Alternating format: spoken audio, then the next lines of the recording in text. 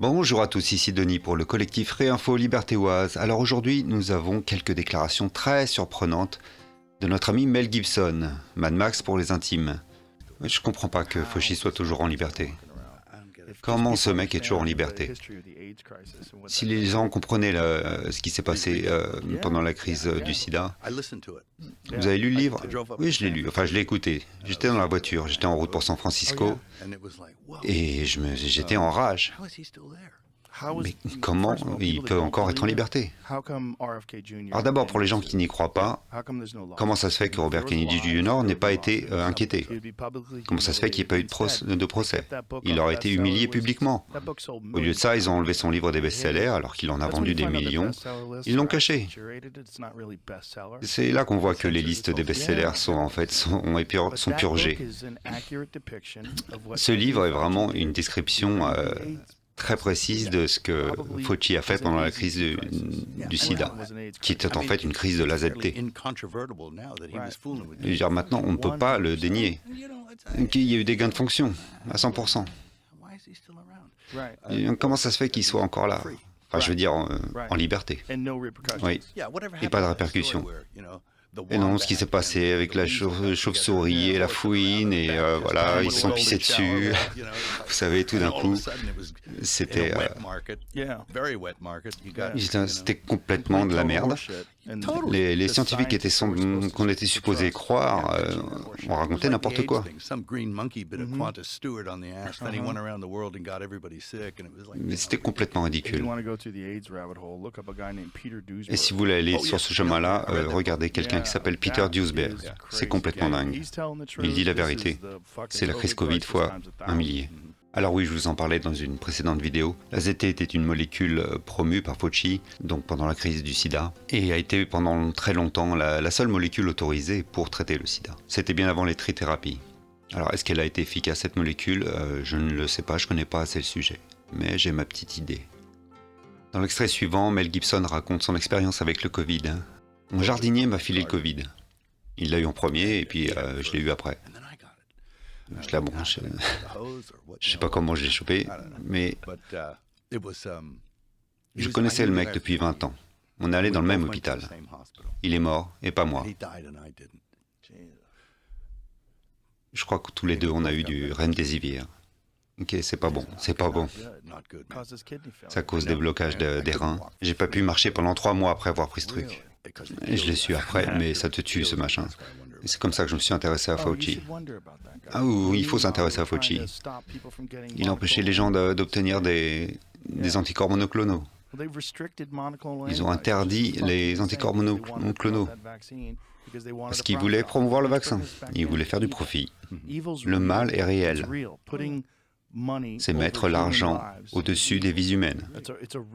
C'est véridique. Et il y a une tentation de le faire, ce qui est encore plus dingue.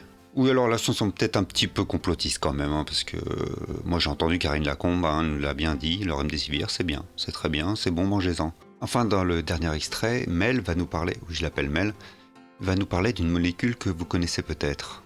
Je vais vous raconter une belle histoire, ok? J'ai 3 amis. Les 3 ont eu un cancer de stade 4. Et les 3 n'ont plus de cancer aujourd'hui. Plus du tout.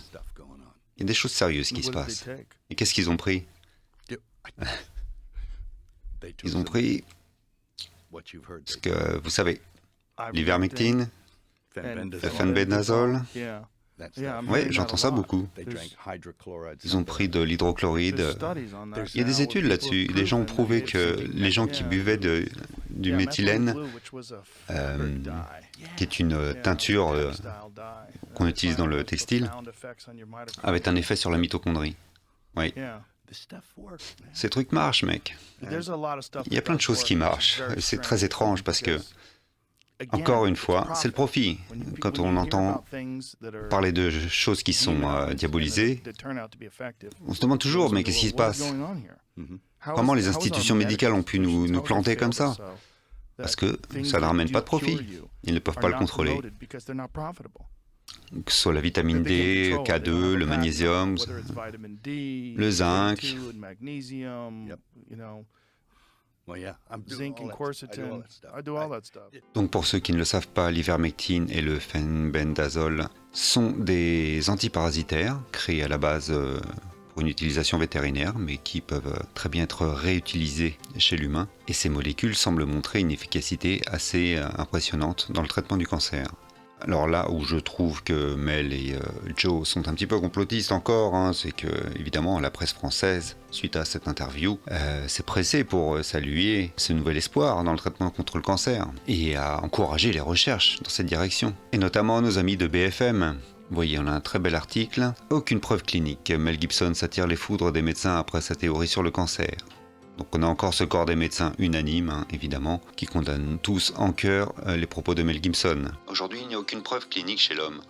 Je vois 30 personnes par jour et malheureusement, je n'ai jamais eu ce genre de cas. Il faut raison garder. Nous explique le docteur Jérôme Barrière, oncologue et membre de la Société française du cancer.